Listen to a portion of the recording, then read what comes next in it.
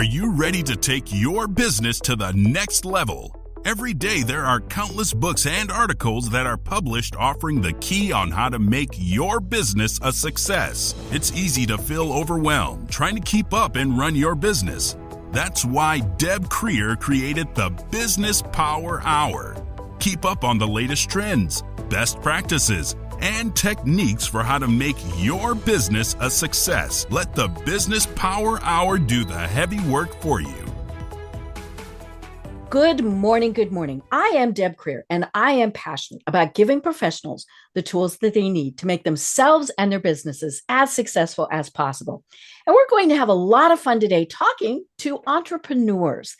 And so please join me in welcoming Aaron Marcum to our program today. Welcome, Aaron. How are you? I am good. It's so good to be here. I'm excited to have these conversations. Great. Well, let me tell people a little bit about you, and then we will jump into this. So Aaron Marcum has founded and scaled several multi-million dollar businesses.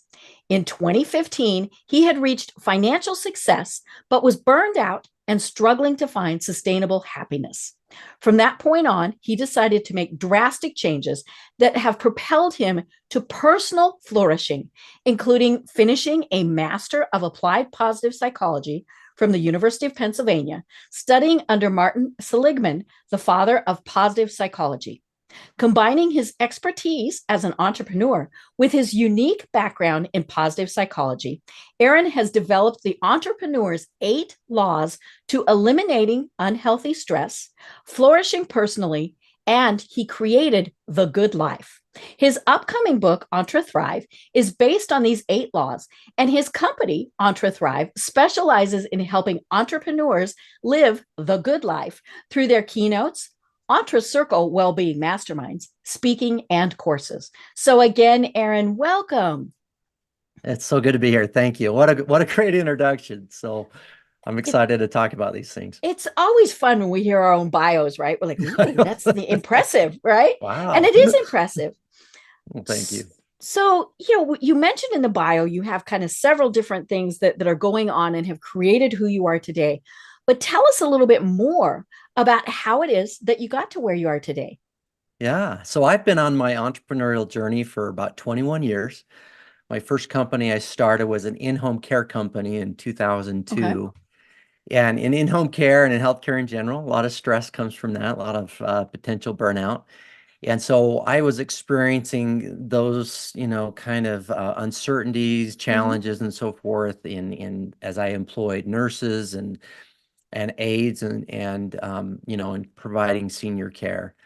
But was gritty and just really went after it. We grew that company. I sold it in 2009. Halfway through that journey, I had another idea for another company and launched that in 2009 as well.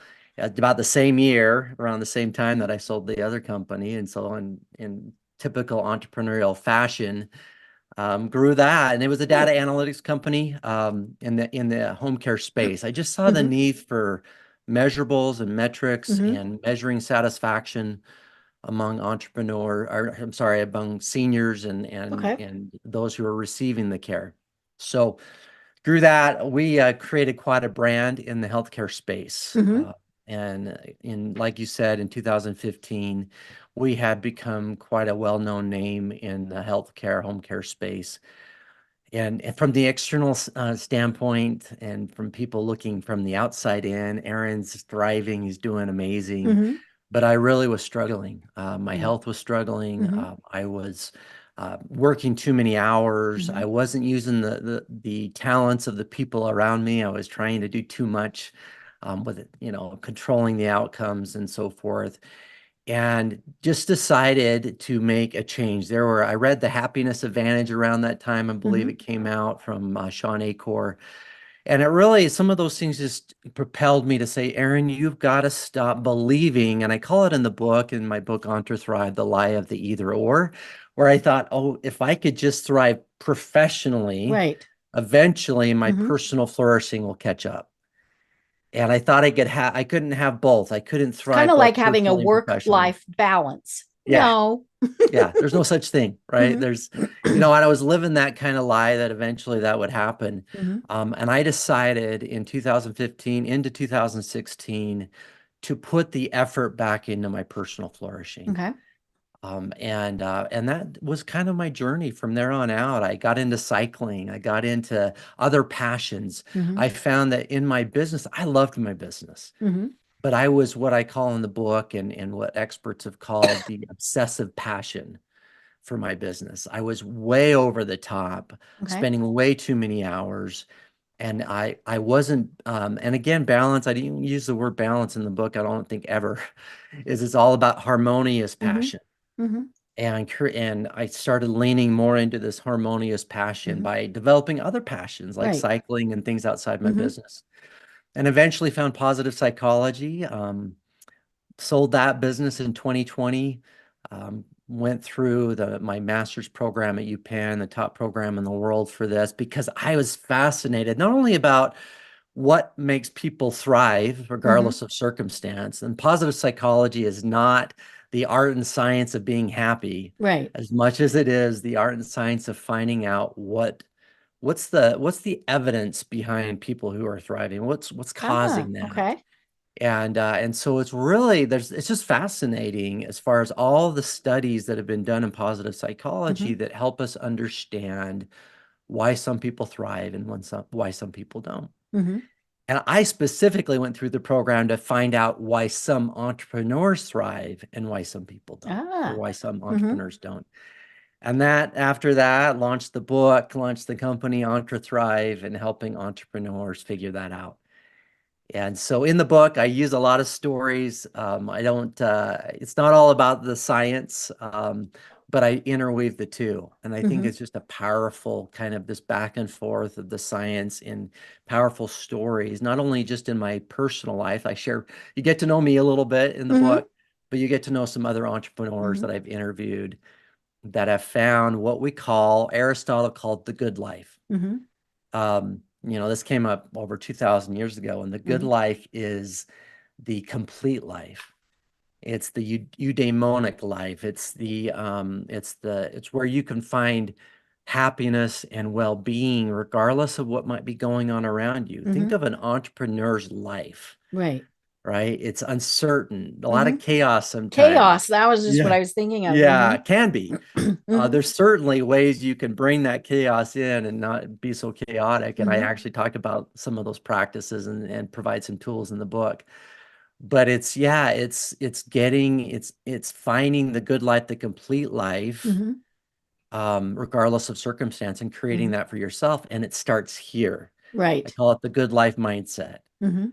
And I've been through everything. I've scaled companies to 150, 200 employees. Mhm.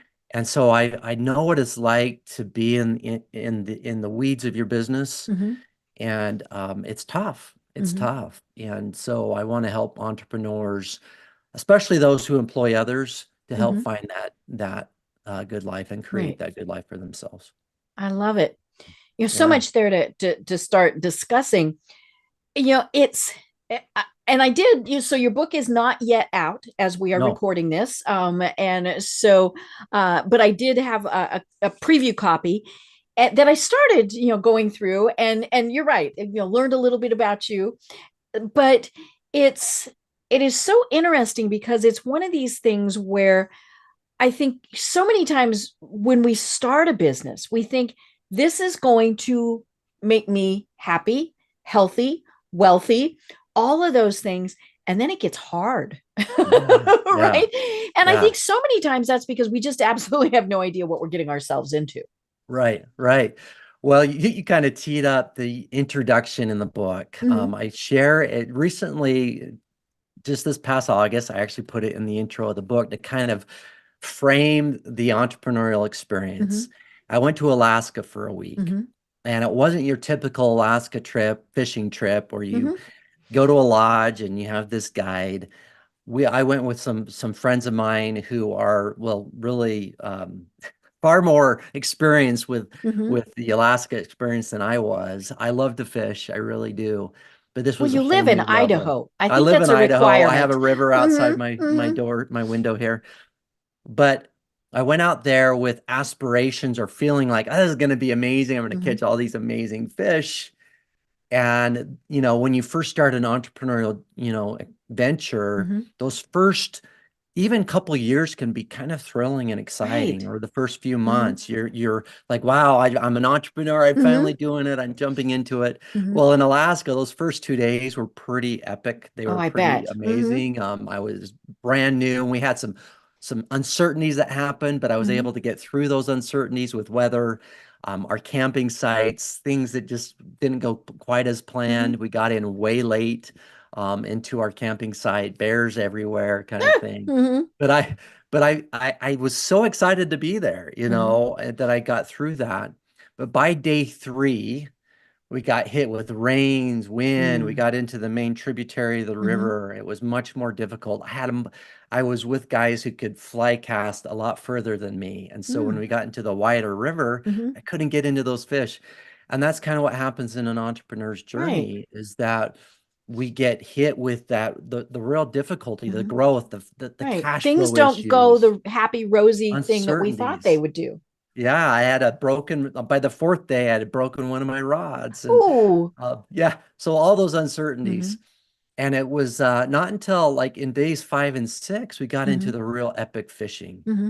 The cool thing about, and the way I kind of frame it in the book, is that it didn't mean the rain stopped. Mm-hmm. It didn't mean that the uncertainties stopped. Mm-hmm.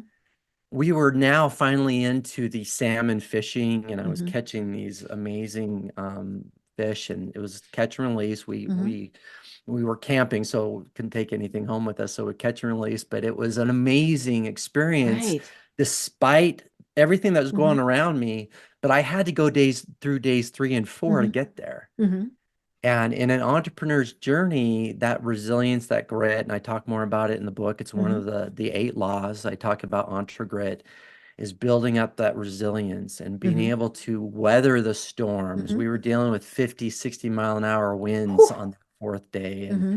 and it was tough, Mm-hmm. and you wanted to give up, and we want to give up as Mm-hmm. entrepreneurs. And so anyway, that's I kind of frame that Mm-hmm. as a way to say, you know Mm-hmm. what, just keep pushing forward. Right. And even when you're in days 5 and 6, if you frame that experience as this weather is the worst, Mm-hmm. and you're not paying attention to the amazing fish that you're catching, or the success you're having as Mm-hmm. an entrepreneur, then we can also be lost on those days Mm-hmm. too, Right.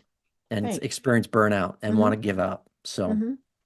Well, yeah, and I love this concept because there are so many entrepreneurs. I mean, what do they say? Half of all businesses don't make it through the first 5 years, or maybe even fewer years than that. yeah, if you're, yeah, Yeah, yeah, and I think it is. It's we've got these rose-colored glasses where we think I'm going to have this great product, this great service. I could do it better than anybody else. I don't like my job, right? Isn't yeah, that why a yeah, lot of people become entrepreneurs? And then they discover it really is hard. You might there's so many things that can set you back.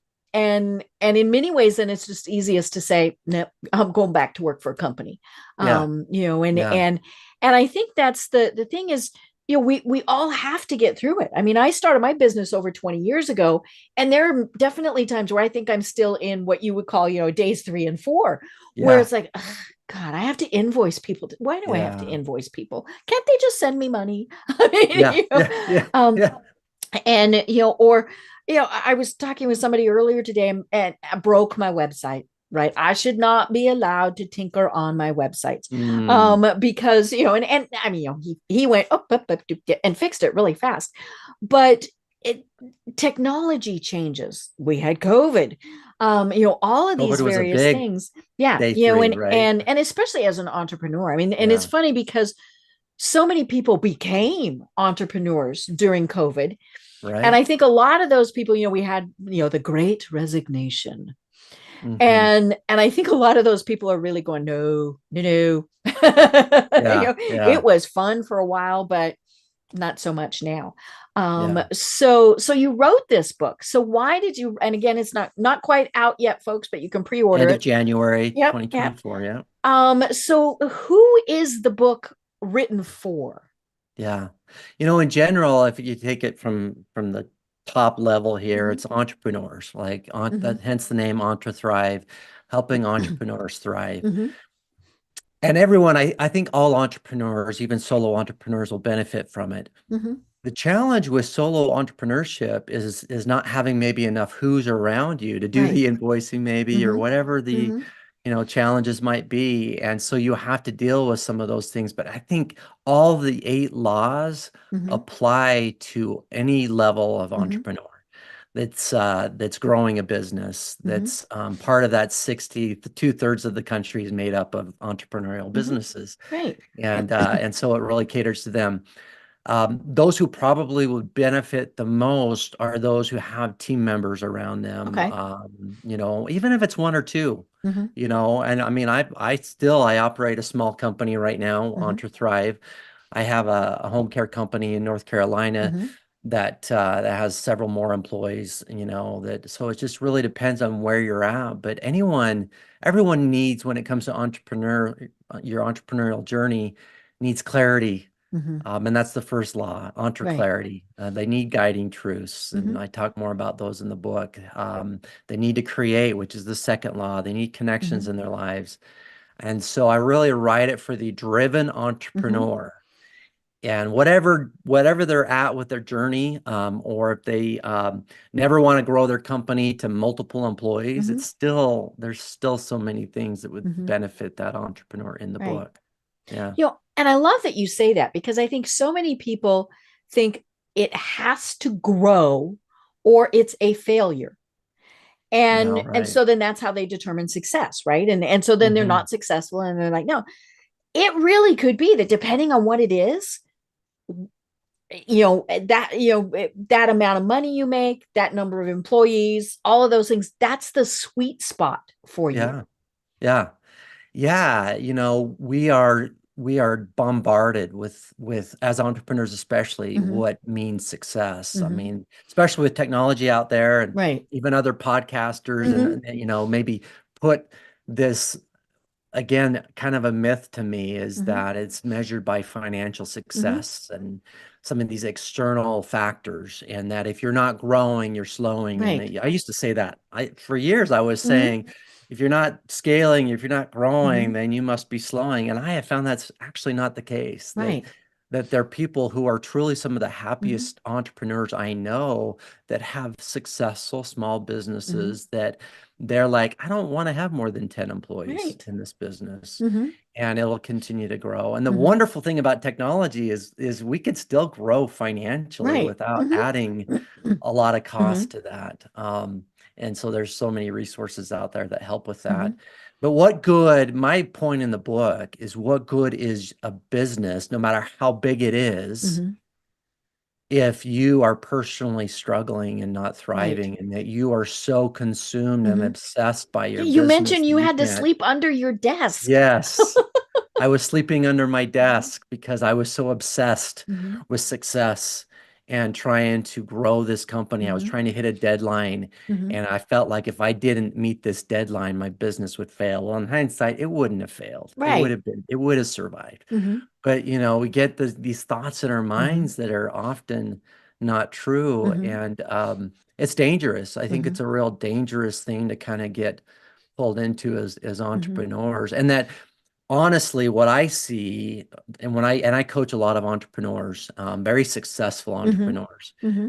that what I see is that when they focus on creating the good life for Hmm. themselves and their families and their loved ones, and being there and being present, and putting more into that, their businesses grow. When I Right. started doing that in 2016, if you look at my business that had already experienced Hmm. success, but even from 2016 up until 2020, when I was officially exiting the business, that was only 4 years, but it was hockey Right. stick growth. Wow. And it was really, I could really tie it when I started being more present with my team and Hmm. becoming a better leader, because I was more present with myself. Hmm. Made a huge difference with my company and my team members, and how I trusted them and gave Hmm. that trust rather than waiting for them to earn it all the Right. time. And I talk more about that concept in the book Mm-hmm. and EntreFaith in that law. But Mm-hmm. yeah, so Well, and it is a challenge to be an entrepreneur, whether you're making $10, a week, or 10 million. I mean, it's mhm, and I think you mentioned it at the start. We think it's either or. yeah, And of course, the problem is, if yeah, we do need to focus on our business, on sometimes, or it's going to fail, right? yeah, yeah, You yeah, can't, it's not going to go off all by itself and do things. But the issue comes in when it kind of consistently is the most important thing. And we've all yeah, seen that, right? And whether you're an entrepreneur or not, where you have the workaholics, you mentioned, sleeping under your desk. No, I mean, it's not healthy. And the sad thing is, we see so many personal lives disintegrate. And maybe, yeah, maybe they are winning awards with their business, but if they're going yeah. home to a dark house, what's the why? What's the point? We've become kind of trained to believe that we're here to serve our Mm-hmm. businesses, right? That we are that's our calling, or Right. that's what we should be doing, is serving our businesses. And Mm-hmm. that's really needs to be flopped the other way, to say Mm-hmm. our businesses are there to serve us, our Right. lifestyles, Mm-hmm. and what we want out of life. Mm-hmm. And if you aren't getting what you want out of life, I mean, I share this in the book. I was talking with entrepreneur worth hundreds of millions of dollars, Mm-hmm.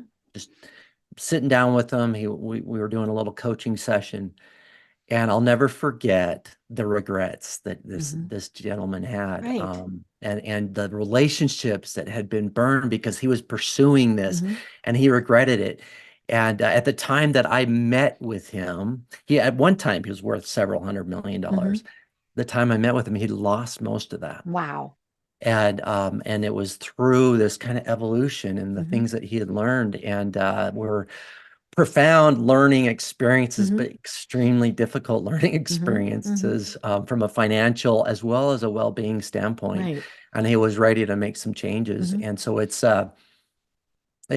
almost like it doesn't matter how financially successful you Mm-hmm. are if you aren't going to be around to enjoy it, Right. Mm-hmm. as well. So Yeah. I mean, do you want your headstone to say Aaron was a good businessman?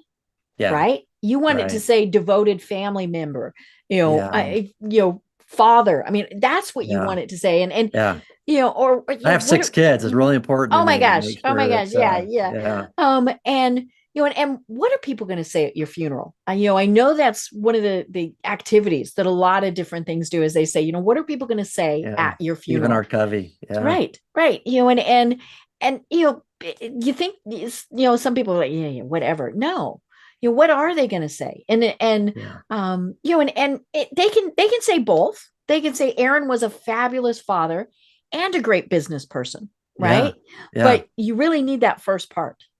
yeah, yeah. 100% is that, leading with that, right? And Hmm.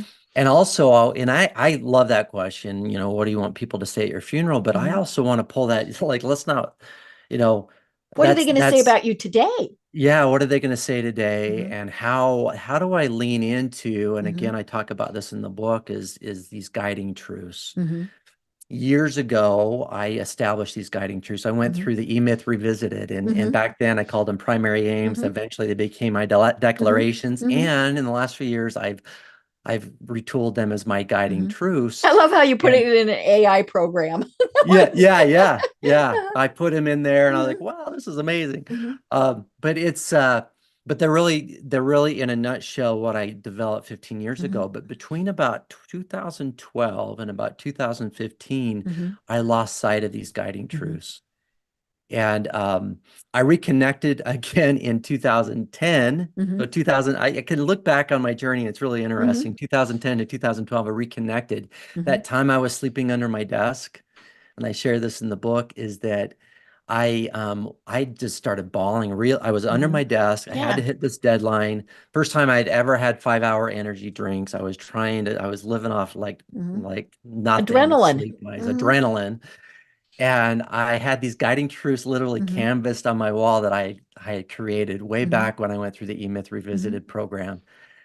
And I looked over at these guiding Mm-hmm. truths and I just lost it. I Mm-hmm. just started bawling, Right. realizing that I had lost. I was not one of my guiding Mm-hmm. truths is to live an abundant life. Like Mm-hmm. my life is filled with abundance Mm-hmm. is the way it's phrased. My first guiding truth is my mind is at peace, and Mm. I was not experiencing Right. peace. Another one is my family receives of my time. They were not receiving of Mm-hmm. my time. And I looked at that, I realized that was completely off kilter. Mm-hmm. And so I reconnected with those. Mm-hmm. And then sometimes you lose connection again. In Mm-hmm. 2012, I started Right. losing it, getting more obsessive again Mm-hmm. about my business. But feel like since 2015, 16, I've just been like, I don't want to lose sight of those Mm-hmm. again. Right. And so I've just they just keep me centered, and Mm-hmm. I teach people how to establish those Mm-hmm. in their lives. They come before core values in a Mm-hmm. company. They are who you are so that Right. your business serves Mm-hmm. you and what you Mm-hmm. want as an entrepreneur. Right. Well, Yeah. and as you mentioned, then you share that with the other people in the company. I mean, they should Yeah. all have those Yeah. because you don't want there to be a disconnect. Yeah. An example would be that the core value, both of you and say the company, is serving others. Mhm. And maybe somebody's core value, and no harm in this, is money, right? Yeah. Yeah. And Yeah. so they're not going to be happy working for an organization where there are servant leaders as opposed to the people who want to do whatever it takes just to Yeah. make the next buck. Yeah. Yeah, exactly. Those guiding truths, like Mm-hmm. if you know what those are, that will help guide your core values Mm-hmm. for the company. So, like, for Mm-hmm. example, guiding truth that my family receives of my time, Mm-hmm. I want to make sure that my company core values support Right. the culture that Mm-hmm. where people can take time off for their Mm-hmm. families, Mm-hmm. can leave when their kid has a recital, Mm-hmm. during work Right. hours or whatever Mm-hmm. it might be, and creating that positive Mm-hmm. culture, which I'm very proud of the Mm-hmm. culture that I've created because of those guiding Mm-hmm. truths. Right. So, yeah. Well, and that does come back to one of the other ones, which is trust. Mhm. That when they come in and they say, "Hey, Aaron, got a baseball game this afternoon." They've got a baseball game this afternoon. They're not lying to you. They're not Yeah. to Yeah. take time off. And and I think that's one of the things when I was in corporate America, there was a sense of distrust where you always felt like if you had to have the note from the doctor, right? When you went to the doctor to prove that you actually had been there. Yeah. And and that's not a fun way to be living, and certainly not working. Yeah. Yeah. Yeah, if you feel like you can't even leave for things like that, Mm-hmm. and building a culture where everyone kind of trusts everyone to do their Mm-hmm. job. And when there's someone that is, maybe trust was given, but they Mm-hmm. abused it and Right. it's Mm-hmm. maybe a pattern, everyone will almost vote them off the island in that Uh-huh. sense. Right. It's like this person's not working Mm-hmm. out, it's probably better Mm-hmm. served somewhere Right. else. Right. And And so they I would, probably yeah. better are served somewhere else. Yes, Mm-hmm. yes, with different core Mm-hmm. values and such. And I was actually talking with a client this morning, and they were sharing just how they're able to make those decisions a lot faster Mm-hmm. than they used to Mm-hmm. when someone's maybe not the right Right. person on their Mm-hmm. bus, using Jim Mm-hmm. Collins' term. So yeah, Right. And of course the important thing is to figure out, okay, is it something we can fix, or do they need to go? And if they need to go, we'll do everything to make it yeah, happen. yeah. I'm a huge University of Colorado person, even though I'm in Okay, Atlanta. And of course, we have yeah, this new coach, right? yes, And amazing. one of the things that he said with his very first team meeting. So, for those of you who aren't paying attention to the college sports world, it's Deion Sanders. Hmm. Um, and he met with the team, and he told them most of you will be gone.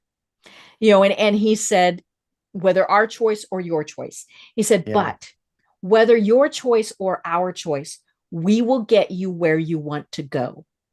And I love that concept. And same thing with an employer. Now, obviously, there are situations where nope, just don't, hopefully the door doesn't hit them on the way out. But when you can help them onto what's going to be better for them, it's better for everybody. It is. And I mean, there's no better compliment than if you have someone who's left your company and they come back later and they thank Right. you. I've Mm-hmm. had that happen, and it Mm-hmm. just makes my day when Right. Or it they worked out refer better for people to them. you, right? Yeah, They're like, you yeah, got to go work there. yeah, exactly.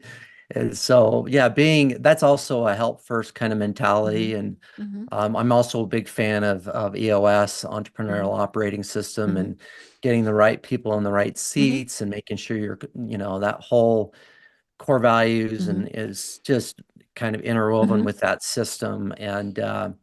And so I think that you can get your business aligned with a good Mm-hmm. model like that, aligned with also your personal side, like EntreThrive is what we do on the personal flourishing side.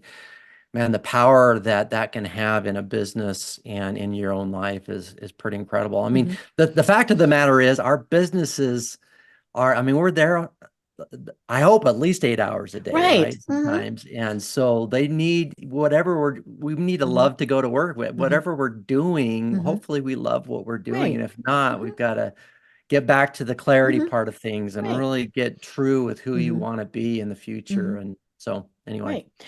Well, and it's not 100%. We don't No, love it 100% of the time. no. But Oh, a no. big part of it is okay, if there's something you don't like, maybe there's somebody else who does like it. Mhm. And so give them that opportunity, Yeah, honor them by letting them do yeah. that. I had somebody the other day, I am in charge as a volunteer of a very large membership organization. Hmm. And I was kind of, man, don't have enough time. Yeah. And one of my board members said, you ever heard of the word delegate? Hmm. Hmm. And which brought me up short because I was Yeah, trying to do it all. yeah. And then I interviewed a guest not long ago, and she said something that really struck me, and that was honor those people who want to do that. And it's not taking anything away from me. It's and it's been very interesting because it's like, ooh, what can I delegate now? What can I can delegate that too, right? um Yeah, but yeah, but then it gets back to, then we can do what we really love doing. yeah. Yeah, and I talk about it in the book, and I got to give kudos where it's due, is Mm-hmm. Dan Sullivan, who he Mm-hmm. wrote 10X is Easier Than 2X with Mm-hmm. Dr. Benjamin Hardy. Great book. Mm-hmm. He talks about, and I've been part of his coaching program for Mm-hmm. years, and unique ability, Mm-hmm. getting into our unique ability. Mm-hmm. What we're really wired to do as entrepreneurs Mm-hmm. and making sure that most of our time, also, in the EOS environment, Gino Wickman came up with these 4 boxes of Mm-hmm. delegation to say, okay, identify those things you love and are great at Mm-hmm. and like and are good at. Mm-hmm. That's where you should be Right, spending that's your most of your sweet time. spot. That's your sweet Mm-hmm. spot. And then those things you don't like and are good Mm-hmm. at, those are the things that we're afraid to let go of. Mm-hmm. Um, And some of Identify it's what those control, are. right? It's control, right? Mm-hmm. But we don't like to do them. Mm-hmm. And then they don't like and not good at. And Mm-hmm. so when you identify those, Mm-hmm. it's the delegate and elevate tool that EOS Mm-hmm. has. It's really powerful, I think, in helping you understand what is it that I need to be Mm-hmm. doing as an entrepreneur in my business. Mm-hmm. And then delegate. You can't delegate Mm-hmm. everything in those two Right. bottom boxes, at least Mm-hmm. not out of the gate. Mm-hmm. But when I had most of those things delegated Mm-hmm. to the right fit team members Mm-hmm. who had those things in their Mm-hmm. top 2 boxes, Mm-hmm. like the loving and great at Right. and like and good Mm-hmm. at, Mm-hmm. then that just grows a better team. You're Mm-hmm. happier. You're coming to work doing those things you Mm-hmm. really love to do. There's so much power in that when it Mm-hmm. comes to our well-being as entrepreneurs. Right. So, Right. yeah, I love it. yeah, Well, you've alluded to them several times, but what are the 8 laws yeah, that you have created? Because yeah. I went this, now we're over Into the halfway. book, And so yeah. this is the meat of the Yeah, conversation, the, right? the meat of the book Mm-hmm. are these 8 laws, Mm-hmm. and they're kind of in order, Mm-hmm. especially the early laws. And Right. then the other laws are kind of like the last law is kind of the keystone law that Mm-hmm. wraps everything together. But the first one, and these are all evidence-based laws, a lot of Mm-hmm. research behind each one Mm-hmm. of them. But the ones first is entre clarity. And a lot of research around purpose. There's some things around purpose that I align with there with EntreClarity. But I break up each law into a crawl, walk, run, fly kind of approach, like a progress that comes from Martin Luther King's famous quote. And so the crawl part of EntreClarity is your guiding truths. We've already talked about that. And then the walk part, once you've got those in place, is becoming very self-aware of where you're at today with those guiding truths. Like really honest with yourself and accept that about yourself. Like, I'm okay where I'm at. Right. And you mentioned in the book, sometimes people will tell you something that you were not expecting if you ask them, and because you thought you were here and they're like, nah, dude, you're over here. Yeah. Getting that input is so valuable. Yeah. And so that and being being self-aware open. is just so important. Yeah, self-awareness and positive psychology, we use that term a lot because of its impact on our well-being, and to be okay with that. That's a huge part. Like, don't shame yourself. Don't like, oh, like for example, when I look at the my mind is at peace, and I looked at that on my wall at that moment, sleeping under my desk. Your That mind was not at self-awareness, peace. no, it wasn't. And I learned at that not at that very moment, within that week or so, I really accepted that yeah, my mind isn't at peace, but that's okay. I'm now that I know that, I can move myself in a more positive direction. And so I moved through that EntreClarity chapter, that law, and talk about these breakaways. And it's a cycling term. In 2016, really got into biking, the Tour de France, and breakaways are best done with the team, but where we break away from the pack or our former selves. Tour de France, that's a famous term, where we're leaning into our goals, where we want to be, maybe even like 3 years from now. But right now, we need to do a breakaway to get us closer to that. And so we might have these guiding truths up here, and we realize, and we're self-aware that we're not quite there. What are the breakaways that will help get you there? And I have a tool that is called the Breakaway Narrative Tool that helps you tell a better story about your breakaways. And I use a term Jim Collins coined years ago, even before he wrote the book Good to Great, called catalytic mechanism. And so in that breakaway, what's a mechanism you can put in place that nearly guarantees the outcome? For example, if a breakaway is you want to spend more time with your family and you want to take this vacation, but maybe traditionally at the last minute, because of things in the business, you cancel your vacations. Well, the catalytic mechanism would be to make sure that all of your reservations are non-refundable. That you're really going to take this vacation. It makes it painful to not go. Perfect. Exactly right. It's a painful thing. You don't want to lose out on that money. And so that's the first law. The second law, so EntreClarity, the second law is EntreCreate. And if we aren't creating as entrepreneurs, our well-being suffers. If we're in our business dealing with fires all the time and we're not creating new ideas, new solving problems, creating our personal lives, in a way that, and designing those the way we want them, our time with our family. In the book, I talk about, we call it River Haven. I'm on the river here, and how we got this property, and creating what I want here on this property is a form of creation. But creativity is so important to our well-being as entrepreneurs. And I go through all the kind of the crawl, walk, run, fly there.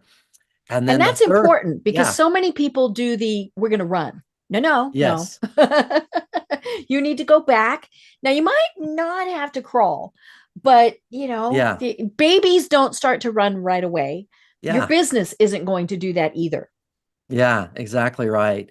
And we can't, like in EntreClarity, you can't create breakaways if you haven't gotten clear on your guiding truths, So they're really important. I love that.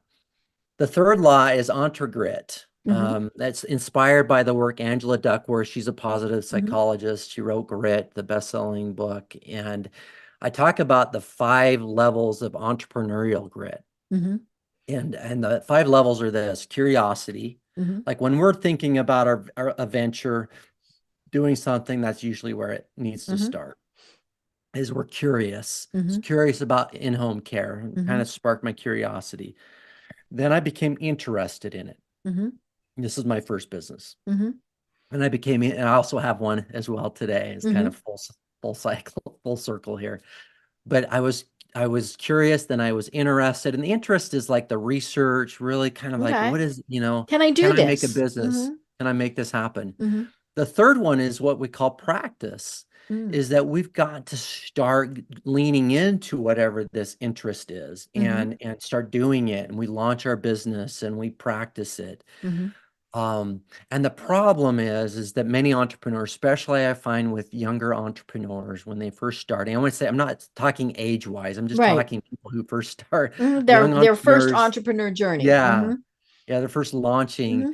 is they expect to find their passion right away. Like Right. after interest, it goes to passion. I'll Mm-hmm. be passionate about this without really putting all the effort that's required to Mm-hmm. get to the passion, which is the fourth Mm-hmm. level of grit, is passion. Like Mm-hmm. we've got to develop this passion. And then the one that we often don't get to as entrepreneurs, Mm-hmm. because passion's more about our passion and Mm-hmm. and us as entrepreneurs. Right. Like, what am I passionate Mm-hmm. about? The fifth level is about others, Ah. and it's the calling. It's like, Mm-hmm. what's the impact? What am I Mm-hmm. called to do? What kind of impact do I Mm-hmm. want to have on not just my clients or my Mm-hmm. customers and employees, but the community? Mm-hmm. And to me, the calling, when it comes to grit, Mm-hmm. like once we feel called to something, Mm-hmm. our staying power is sure. We're Right. really we're Mm-hmm. all in. And also, obsessive passion is in the fourth phase. That's where the danger Mm-hmm. is. Harmonious passion is in the fifth phase. Mm-hmm. And when we're called Mm-hmm. and we get outside ourselves, Mm-hmm. we think about, what is the impact on my family? What is the Right. impact on all these Mm-hmm. important connections? What's the impact on my personal flourishing? Mm-hmm. And so that's the power of that fifth phase. It Mm-hmm. really gets us into Mm-hmm. that more harmonious passion phase. All right, I'll keep moving. Interconnections is the fourth. The Good Life, the longest Mm-hmm. Harvard study, talks about how important our relationships are in our well-being. Well, I just Right. go through these three levels: Mm-hmm. being present, congruent, and then these high quality connections and Mm-hmm. interconnections, how important it is to be true to yourself, Mm-hmm. which will be true to others. And I think that's a real powerful law in our own well-being as entrepreneurs. Entre faith is the fifth law, Mm-hmm. and that's all about faith in ourselves, Mm-hmm.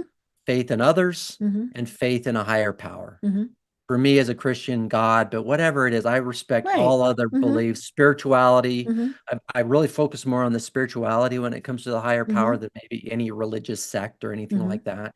It's really about our faith in that there's something greater than Mm-hmm. ourselves that can help make the impossible possible. Mm-hmm. You know, that's entre faith. And then the sixth one's entre habits.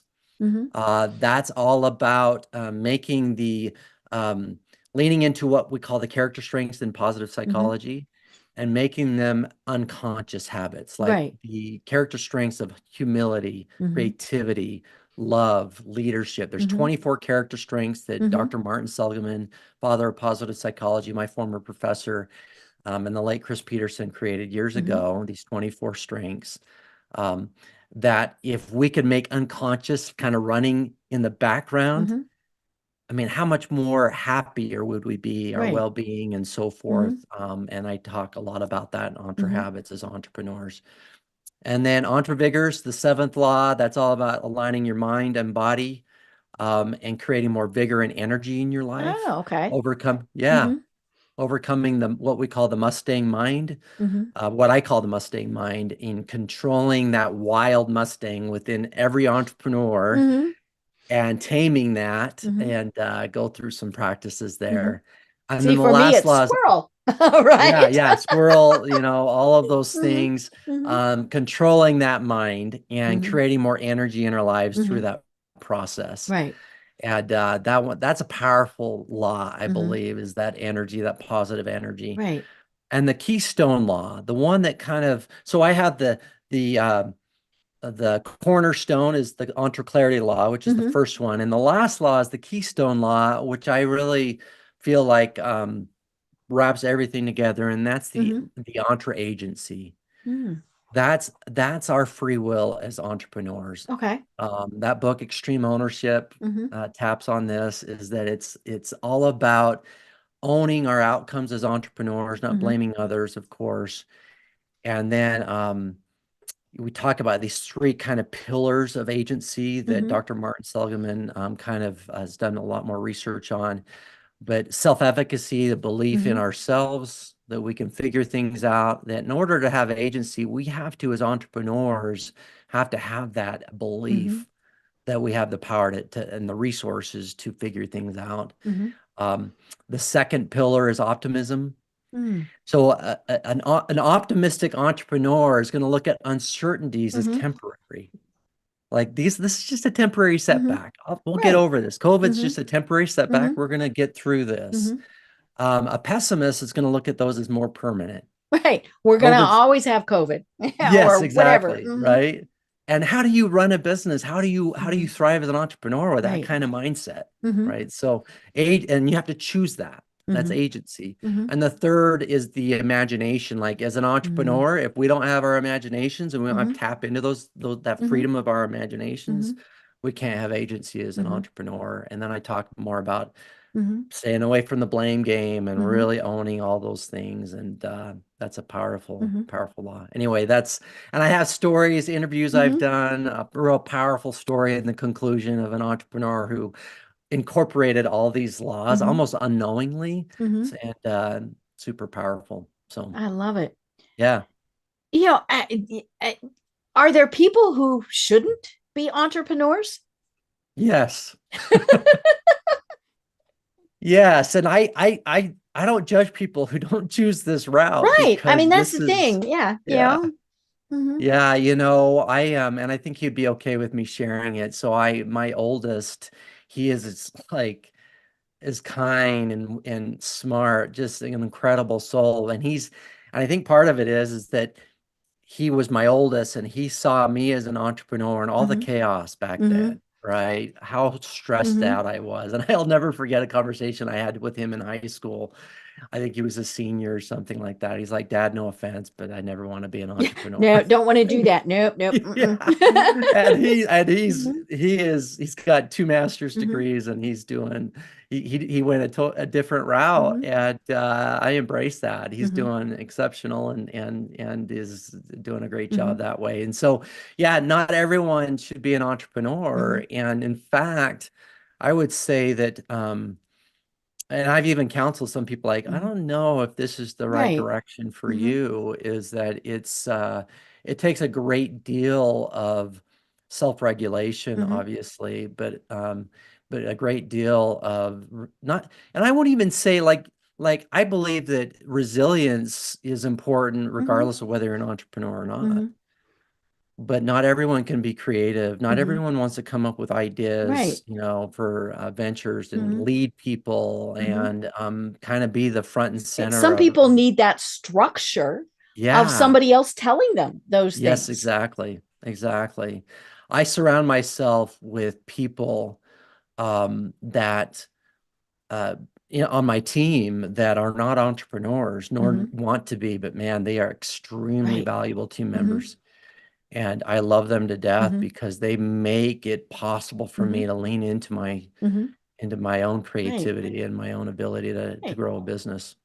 It's kind of like, yin and yang. You need Yeah, that to have them, kind of ground you and do all of those things that aren't entrepreneurial. yeah, And I'm guessing, yeah, I worked with somebody like that one time long ago. I worked in an agency, a marketing agency. And now in most agencies, you don't know what's happening in the next 5 minutes, right? yeah. Because you've got all these clients, they've got all these fires, they all these projects, all of these things. And bless her, that no, she wanted to know what she was doing at 3:04, Yeah, right? yeah. And she was just she made type A people look like we were slackers, right? But she went, she obviously did not last. And she went to Hmm. work for a company that was very structured. She knew what she was doing at 3:04. And and that was absolutely perfect for her. And the funny thing was, in her personal life, then she was kind of the exact opposite of that. So it's Yeah. like she needed that structure there, but here she needed something different. And yeah, I Yeah. mean, I she could would have see that. never been an entrepreneur. I mean, that would have just Yeah. never worked for her. Yeah. And that what a wonderful example is that uncertainties are just par for Hmm. course in an Right. entrepreneur's journey. I've never known anyone who, especially early on, had that Hmm. kind of structure. Now, Hmm. hopefully that evolves and you create that Hmm. over time. But again, some of the most important people in my life are not Hmm. entrepreneurs that Right. guide me and direct me and Hmm. help me live a better Hmm. life. And so, yeah, it's definitely not for Hmm. everybody. And they say it's not for the faint of heart, and that's Hmm. true. Right. But I Hmm. also believe that, again, I don't know if it has as much to do with that, but it's just a different personality Hmm. type of person. Hmm. So Yeah. I mean, it's yeah, just like we have introverts and extroverts. And yeah, I mean, it takes all of those different personalities. yeah, Yeah, my husband is very much a not entrepreneur. yeah. My wife's that And way he as looks well. at me and goes, Yeah, and it just perplexes him, yeah, because he wants to know this is what we do, this is the structure. Um, and yeah. but yeah, I I can mean, relate it's with that. yeah, yeah, and it's and I think that the challenge is, like you said, when somebody has this great idea and they think, oh my gosh, I'm going to run with this. And they're not that person. Well, then what they need to do is find that person and partner with them.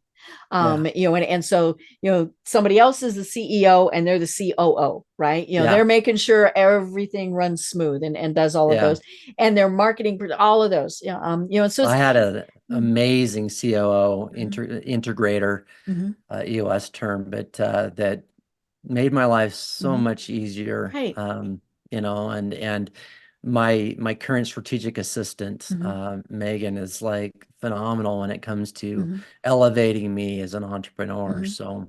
yeah, Well, and the cool thing now is we have the ability to be able to have these part-time people, these virtual people. I mean, all of these various things. We don't have to have, somebody who's working for us 40 hours a week. Maybe we mhm, need somebody who's doing 10 hours a week. And they're going to rock that 10 hours and free me up to do 30 hours of something else. yeah, yeah. Yeah, and if everyone is in their kind of unique ability, Mm-hmm, using, strategic coach's mm-hmm, term, is that it's, you know, eh, think of the culture, that mm-hmm, you're right. creating in that kind of Mm-hmm, environment, and so positive, so mm-hmm, rewarding for those mm-hmm, individuals. And again, at least 20% of what we mm-hmm, do on a daily basis isn't things that we love to do. right. Yeah. But as long as we're doing like 50 to Mm-hmm, 80%, right. of those things that we do love to Mm-hmm, do, mm-hmm. that's job satisfaction for sure. Right. And figuring out, can we change that? Yeah, Can we do 90-10 as opposed to 80-20, or, yeah, whatever. And, yeah. Or and maybe it's a manual process that you right. don't like to do and Hmm. you just have to automate it, Hmm. And and then it when will, I yeah. automated my invoicing, oh my gosh, There you the go. angels Yeah. sang, right? Yeah. Yeah. Yeah. Those Mhm. things, maybe it's not to a person, but it's to just an automated Mhm. version of Right. of what you're already Mhm. doing. So Mhm. Right. yeah. And again, it's trusting them, it's empowering them, and it's honoring them with, Yeah. this is what they're good at, so let them go be good at it. Yeah. Yeah. That's great. I love it. Love it. I laugh that during COVID, the micromanagers of the world, their little heads went kapoom, right, because they could Yeah. not reach out and touch their employees anymore. Yeah. Those were the people who said, we're going to put that software on your machine to tell us everything you're doing. And I think, they had the biggest issues with empowering Yeah. and delegating and all of those. And hopefully they've learned from it. Yeah. Oh man, I think some of the best entrepreneurial leaders are those that are, again, going back to having faith in Mhm, your people and trusting them, is that when they can just give trust so mhm, quickly. right. um, I think that's been my superpower Mhm, to my success as an mhm, entrepreneur, is that they have felt that trust. My team mhm, members, I mentioned Megan, she started with me. Within a week, she had all my passwords, you know. Right. Because you knew it was fine. Yeah, and I trusted my Mm-hmm. process and hiring the right person, Mm-hmm. and have I been burned in the past by Mm-hmm. someone I gave trust and Mm-hmm. they kind of abused that trust? Mm-hmm. Certainly, but more often than not, I've been Mm-hmm. rewarded with Right. quality Mm-hmm. work, all in Mm-hmm. with people. You know, it's just been, yeah, more often Mm-hmm. than not, I just giving trust, I think, is Mm-hmm. more important Right. than waiting for them to earn Mm-hmm. it. Right. Yeah. It's funny. I was just remembering a job I had a long time ago. I worked for this boss who not a nice guy, just not a nice guy. Yeah. And I was his office manager. And this was long enough ago that we had dumb terminals, right? So everybody had a keyboard and a monitor, but they were all hooked up to one other big computer. Yeah. And I finally went in and told him, I just can't do this. I'm giving, and I think I actually gave him a month's notice. And he was not a nice man, and he was going to fire me on the spot. He wasn't going to pay me all these things. And I remember telling him, I'm the only one that has the password to your computer system. Be nice. and it was really funny because he went, okay. And we had a delightful last month. I mean, it was really funny, Yeah. but you know, and I think that is though part of it is we all have to stand our ground. And you know, because we have to trust the people we work for and Yeah. with. Yeah. And so that is a big part of it. Yeah. I loved it. You know, people who are giving like that reciprocation of Mm-hmm. trust, like they're Mm-hmm. trusting me as their Mm-hmm. leader to Right. guide and direct them Mm-hmm. and the best way that I know how, not in a Mm-hmm. perfect way, but Mm-hmm. you know, we all we're infallible. I mean, Mm-hmm. we've got, you know, our own challenges. And so anyway, it's really important that Mm-hmm. that's reciprocated Mm-hmm. and I'm elevated when people Mm-hmm. put their trust in me. Right. Right. Yeah. Mm-hmm. Yeah. Well, oh my gosh, Aaron, we are almost at the top of the hour. This has been a great conversation, and I would love to Yeah. continue it some Amen. other time. So we'd love to have you back. Yeah, I'd Um, love to come back. yeah, you know, tell us though, how do people find you and what are the services that you provide? Yeah. So if you go to Mm-hmm. EntreThrive.com and then /business power hour for your listeners, they can download. It's the Entre Clarity Guide. There are Okay. 2 tools in there, the guiding truths and how to get to your guiding truths. Mm-hmm. When the book launches, we're actually having an AI tool on our website that I Fun. think people will love. And Mm-hmm. then we will, you can also do your breakaway. It's a Mm-hmm. breakaway tool Mm-hmm. in there as well. So they can download that Oh, guide. well, thank And you. from, Mm-hmm. yeah, you bet. And from there, they can navigate the website. All Mm-hmm. the links are up there. So what we do at EntreThrive, guiding entrepreneurs, is we're creating programs, Mm-hmm. coaching. I, of course, do speaking and webinars and Mm-hmm. workshops for companies, but mostly for entrepreneurs, Mm-hmm. like especially if your business caters to Mm-hmm. entrepreneurs Mm-hmm. and you want to create a program that is going to help that Mm-hmm. group with their well-being and personal flourishing. I'm your man, you know, and EntreThrive is the way to go when it comes to that. We're also around book launch where I can't say too much about it now. At the end of January, we're going to have this program for kind of a high-end program Mm-hmm. for entrepreneurs who really want to go deep Okay. into those 8 laws. Okay. And so we'll have more on that on the website when this launches, you know, Cool. or you know, when the book launches I about a love month it. I after you love it. listen. So yeah. Well, Aaron, as I mentioned, this has absolutely been delightful, and I can't wait to learn more about what you do as things go along.